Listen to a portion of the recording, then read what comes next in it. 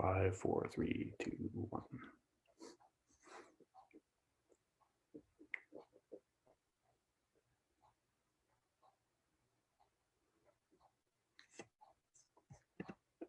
Okay.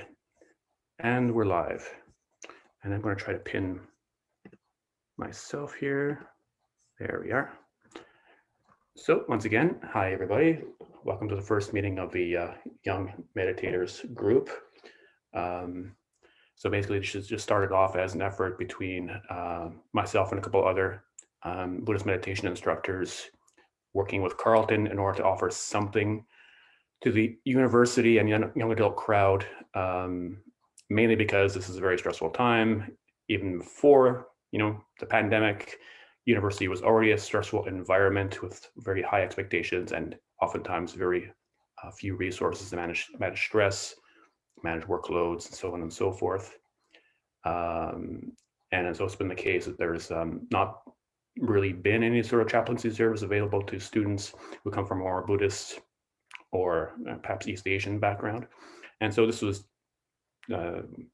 basically just conceived as an effort to give some sort of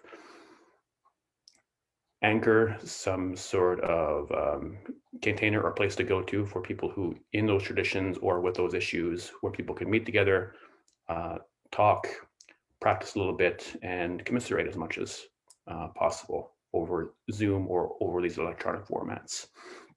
And eventually we're hoping that Carleton will reopen, everything else will reopen, and eventually we'll be able to see each other face to face. But for now, we're making do with what we can.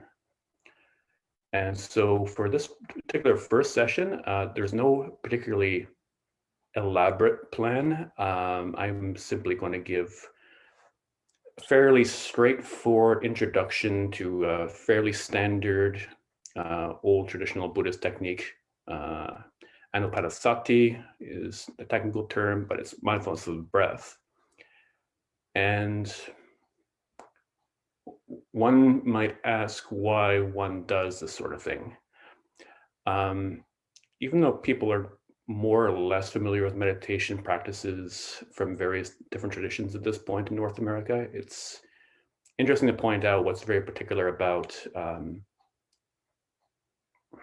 sort of the approach, the view, and the path as far as at least this tradition of Buddhist practice goes. And one of the things which is often very helpful, I find, is clearing up misconceptions about what you're supposed to be doing or not doing during meditation practice. Because oftentimes, especially due to the influence of pop culture and so forth, it's often thought that the point of meditation is to make thoughts and feelings go away, I guess, is sort of the upshot. That there's this idea that thoughts are bad, feelings are bad, I'm being tortured by my thoughts, I'm being tortured by my feelings, and so there has to be some technique or technology which will just make that go away. And meditation seems like a better way of doing that than, alcohol, drugs, or whatever are normal sort of habitual pattern ways of trying to de-stress. That's not quite the view here. From this particular perspective, it's not that there's anything particularly wrong with us that has to be corrected or changed, but rather it's this form of meditation is more of a way of learning to calmly abide with one's own mind and develop a certain amount of ability just to sort of be present with where you are, how you are, and where you're at in a way which is informed by more gentleness, more curiosity, more openness, and with less of an emphasis upon trying to turn oneself into like a make work project, less of an emphasis upon trying to make yourself better and insert whatever version of better one wants into that. But the idea here is more that there's nothing fundamentally wrong about our beings. We have our problems, we have our hang-ups, we have our challenges in life. We all do, especially if we're kind of in that 18 to 39 age category, we have quite a lot of challenges thrown at us by our personal lives, by society, and so forth. But there's this idea that they're fundamentally at a sort of primordial level, there's like nothing wrong with us. Sorry, I'm going to switch my speakers.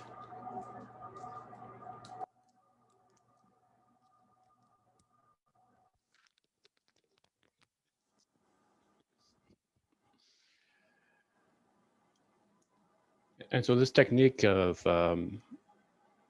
mindfulness of the breath, of shamatha practice or calm abiding practice, is very much about just like settling in, really. And when thoughts or feelings come up, as they should, because we have like functioning minds, we have functioning hearts, and we have lives, rather than trying to shove those things aside or suppress them or crush them or whatever else we might think is what we're supposed to do if we're being spiritual, we simply cultivate space for them. And we do that in this particular case by just using the breath as an anchor. And so as we go into the practice, we just start off by calling up some sense of some sorts of welcoming, actually, is a good place to start. And so we might imagine ourselves as being like the operators or owners of like a very fine, refined tea house. Some places which is very welcoming, some place which is perhaps very busy, perhaps not busy on any particular day. But the idea there that you're just, just a good host. And whatever comes through the door, whether it's a happy customer, an angry customer, somebody who's like talking a mile a minute, or somebody who's like very laconic, you're just there to accommodate them. You're not necessarily trying to like grasp onto them, not necessarily trying to like get them out the door, but you're simply letting them be there and come through and do their thing, and just be accommodating without necessarily getting too mixed up or too oppositional with them. Does that make a vague amount of sense? I see at least one head nod, so that's a good start. And so as we go into the technique proper, we just start off with that sense of welcoming as our starting point before we do anything at all, right? Even before we get ourselves comfortable or find a good posture, we just like flash in that sense of welcoming and do our best to like go back to that as we're actually doing our practice. So we might actually just take a moment to do that right now. Just, feeling where we actually are, where we're at, how we actually are at this very moment.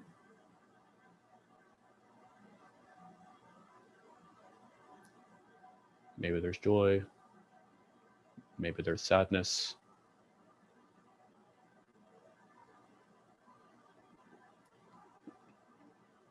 maybe there's tiredness,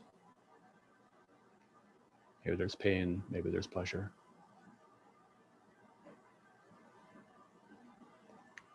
And one thing comes, one thing goes.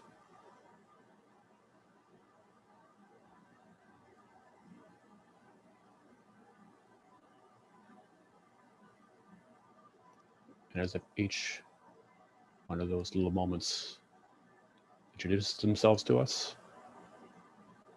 you could just be friendly to those.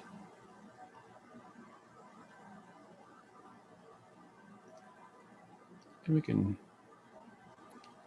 turn our attention to our bodies. We've sort of set the intention to like really be here present with ourselves for a few minutes.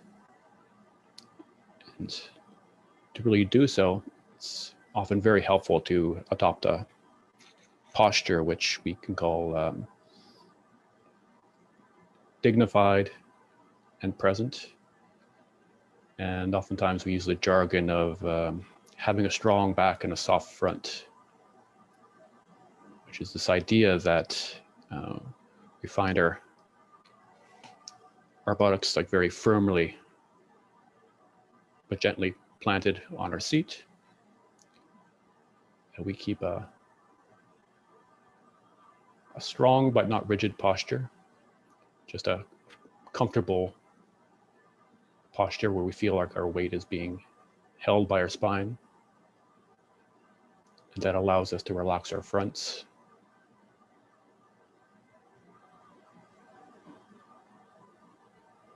You can hold in your mind the image of a monarch seated on their throne, dignified, open, receptive and welcoming to whatever appears before them. That sense of open-heartedness and welcoming.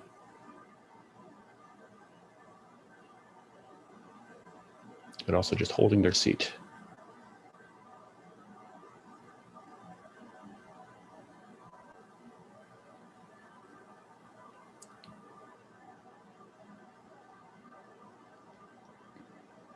And then we could just gently tune into our bodies. We might do this by just starting at the crown of our heads and just gently scanning downwards, down our brows, our faces, back of the head. Simply noticing and acknowledging our skin, musculature. So make our way down our necks and shoulders, down our torso and back, to our arms. Arms can be placed folded gently in our laps, or just placed gently on our thighs. As we make our way down our hips, buttocks and legs.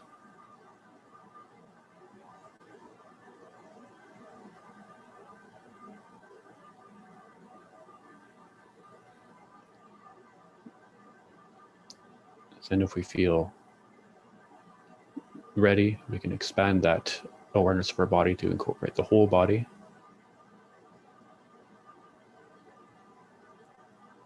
Just that gentle sense of knowing that we are here.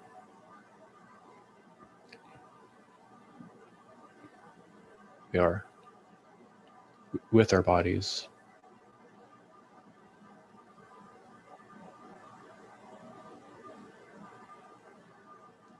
That our bodies are supporting us, holding our minds, holding our hearts, emotions, our thoughts.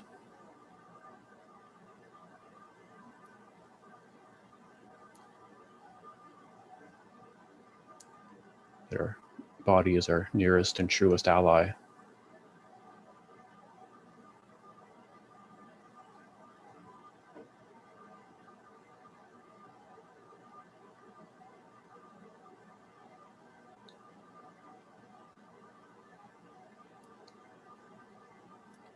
And eventually we can turn our minds to noticing that our bodies are breathing. There's a feeling to the body breathing.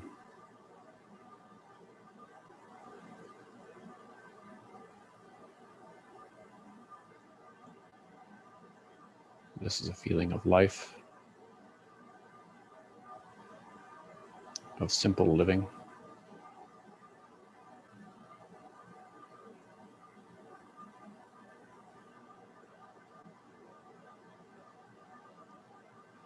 That we can make this the anchor of our attention.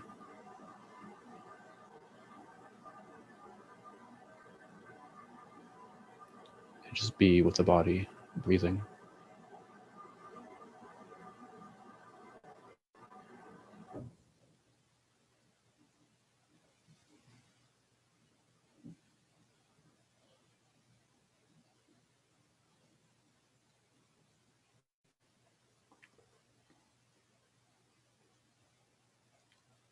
Does thoughts or stories or images come up, as they will do. You just catch yourself and you say, that's a thought. Good.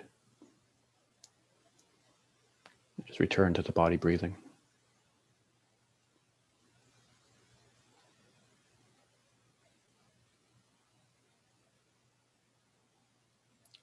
Every time you come back, there's an opportunity to settle in ever more deeply.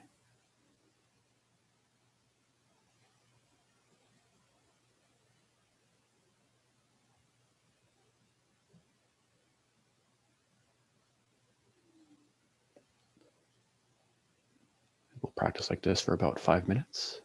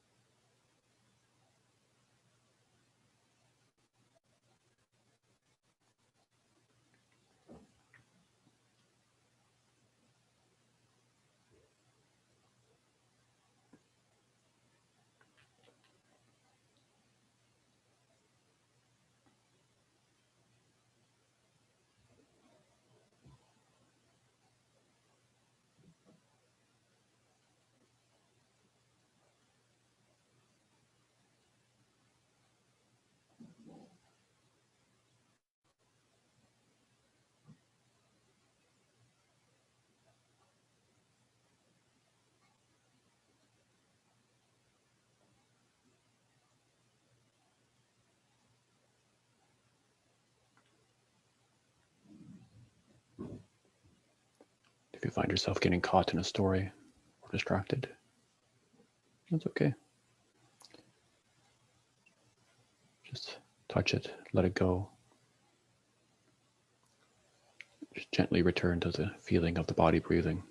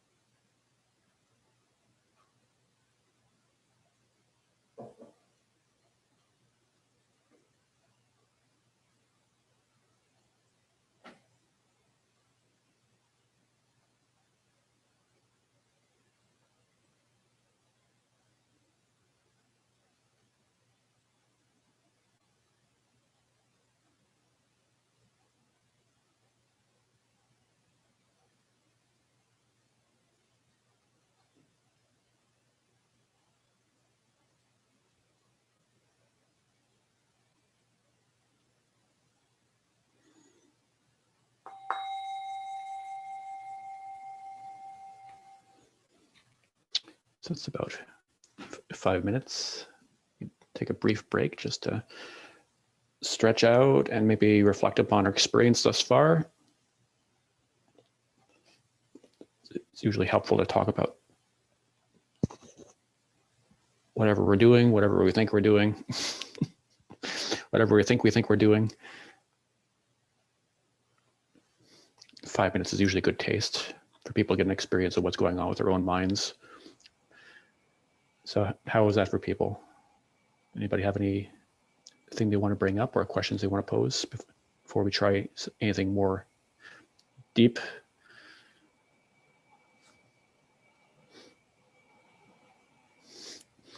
There's people making faces. You could also type something in the chat box if you don't want to, if you don't want to pipe up. Otherwise, one thing, by the way, hi, my name is Colin Cordner. I forgot to mention that on camera, but I am a visiting scholar at the Department of Greek and Roman Studies at Carleton, hence why I'm involved with Carleton. I'm also currently one of the directors of the Ottawa Shambhala Centre and a meditation guide with the Ottawa Shambhala Centre, which is where my formal meditation training comes from as an educator. Yeah, that's who I am. So sorry for not doing that introduction earlier on. If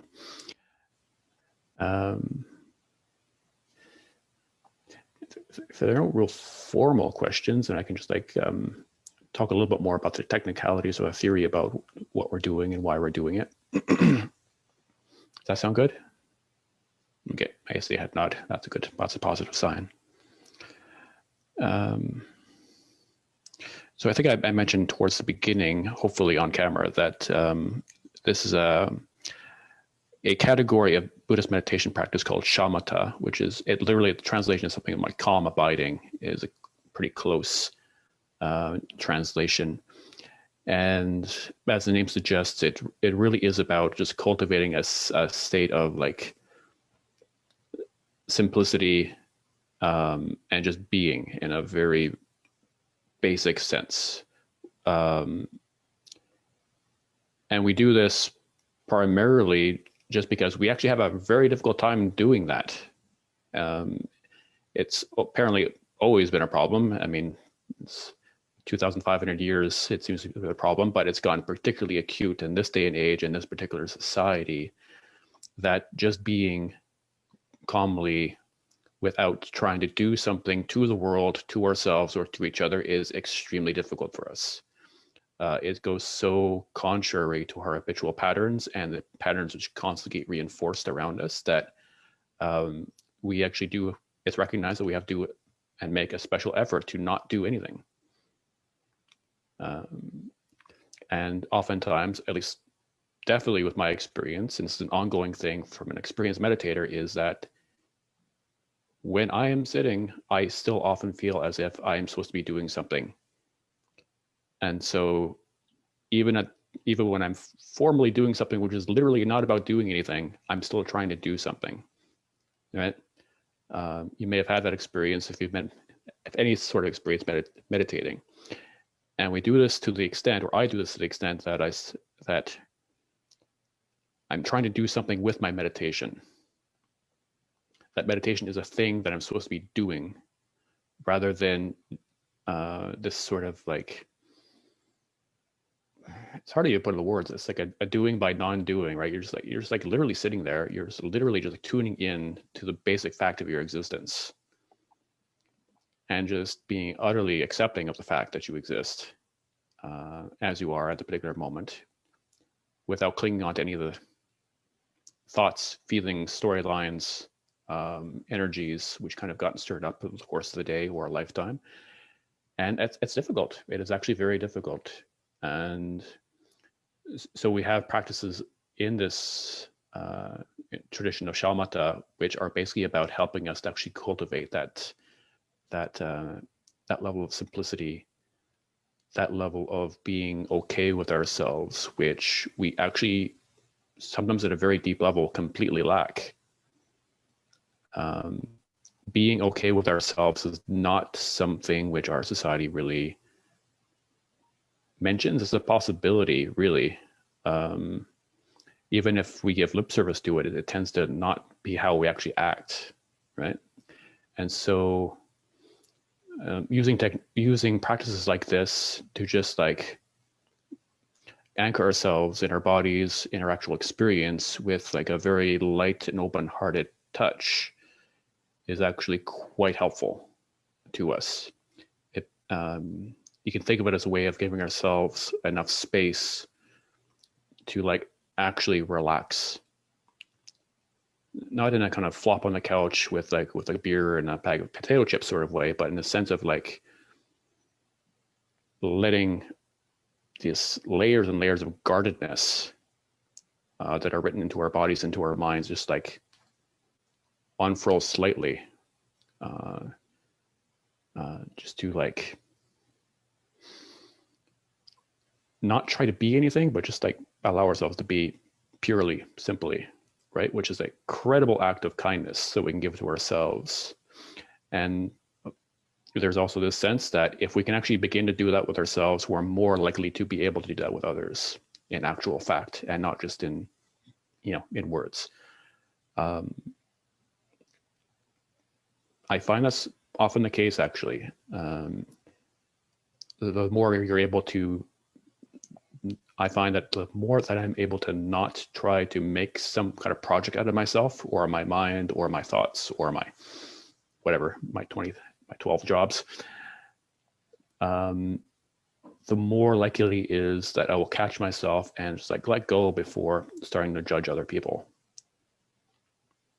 and create all those barriers which we reflexively create all the time.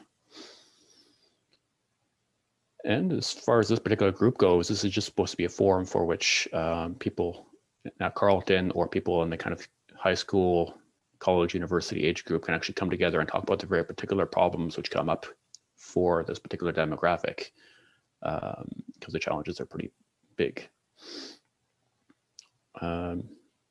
Nobody looks particularly confused by anything I just said. So I'm taking that as a good sign. But if you are particularly confused by anything I just said, just like definitely just like tell me. It's perfectly okay. You can either use the chat or you can just like unmute yourself.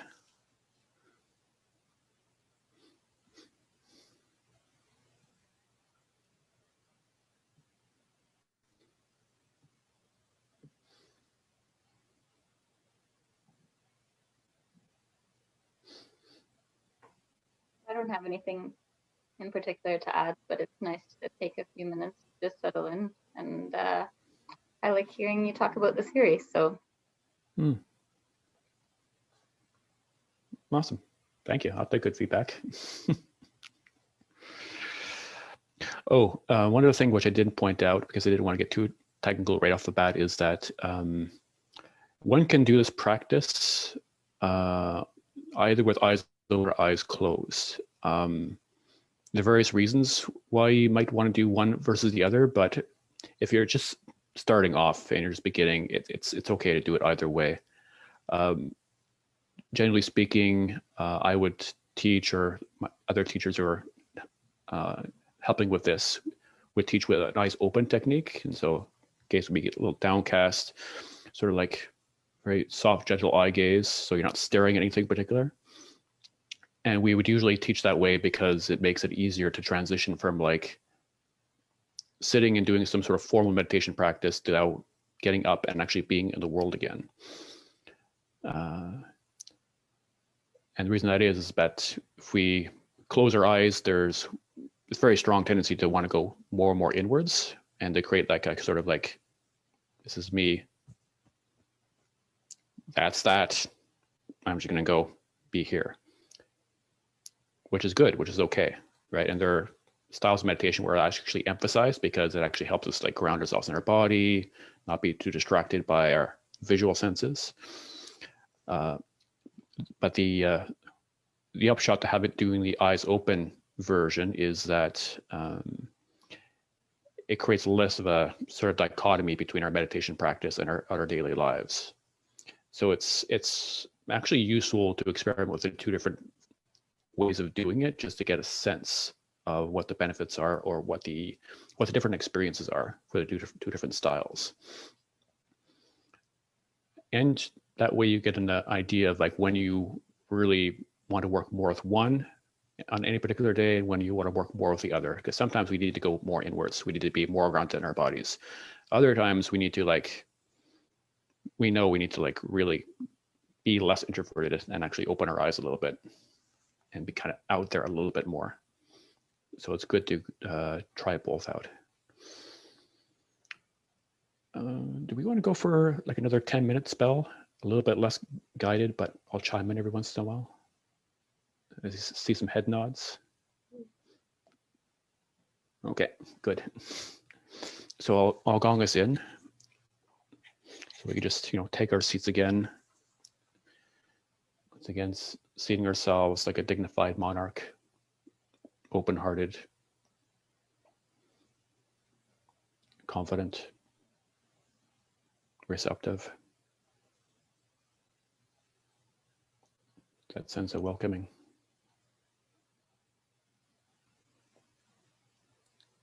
That sense that you're already established.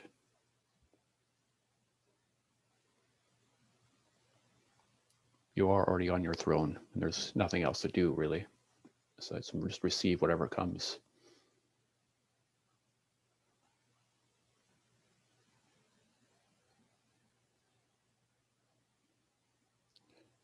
Just flashing on our bodies again, bringing our awareness to our bodies.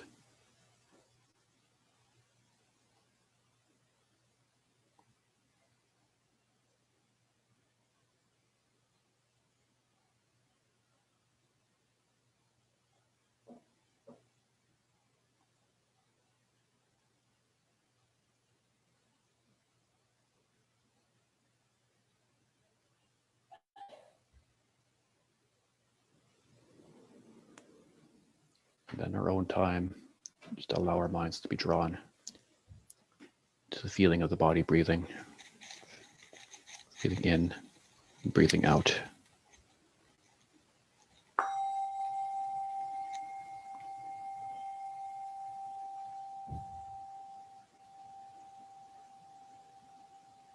We'll do this for about 10 minutes.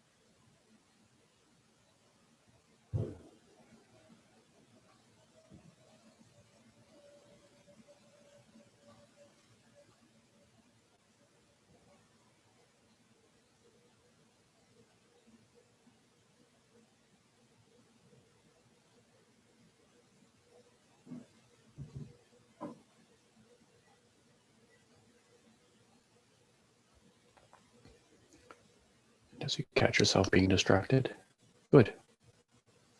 That's awareness kicking in.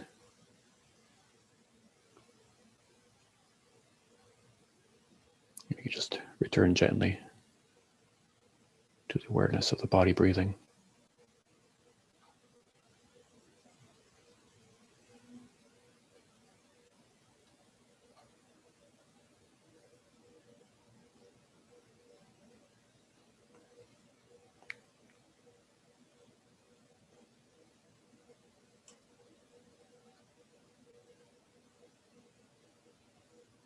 If a lot comes up, don't worry. That's just your awareness expanding. Just becoming aware of how much discursive thought, feelings, memories, how much is going on in the background. So that's also good.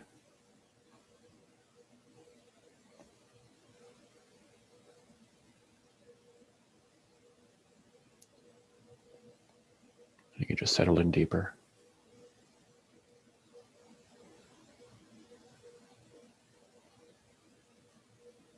Touch, go, and return to your anchor.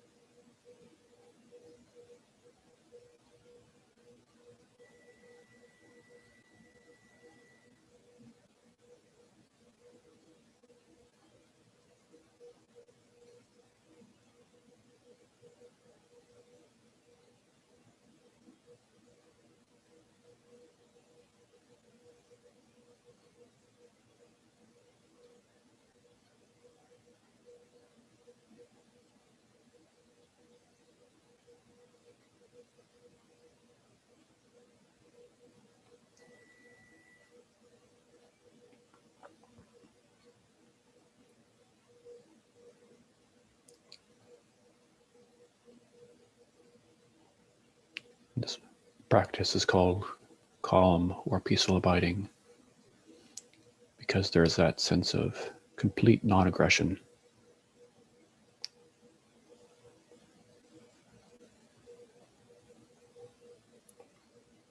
We're just cultivating that sense of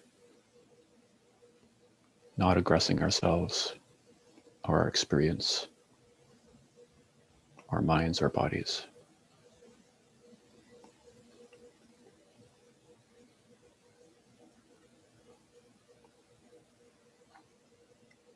Relearning just how to be.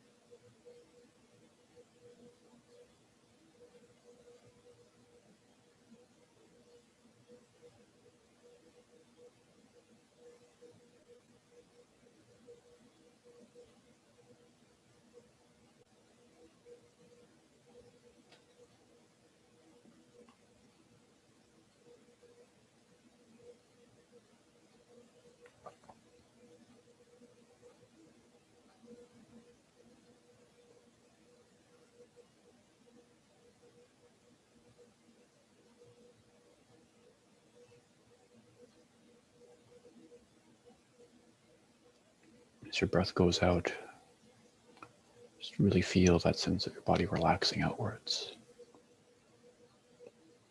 That sense of ah.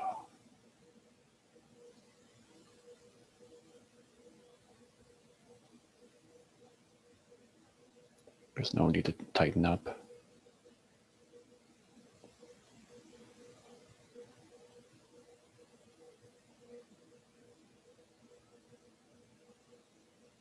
It could just be.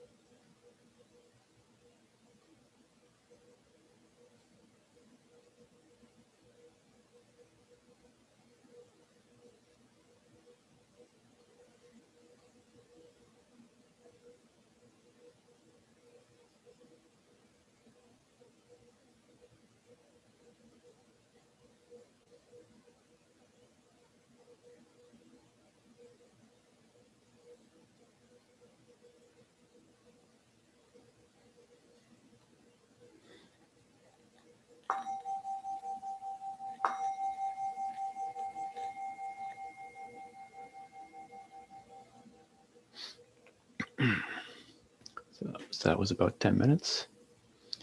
So now I'm just going to say goodbye to the people on the live stream, just so that the rest of us can have like a little bit more time to chit chat in freedom. So people who are watching this either right now or later on the live streams, like, thank you very much for tuning in. Please feel free to join us at a future time, whenever you like. Yeah, so just thank you for being here with us, and hope to see your faces at some point in the future. Ta for now.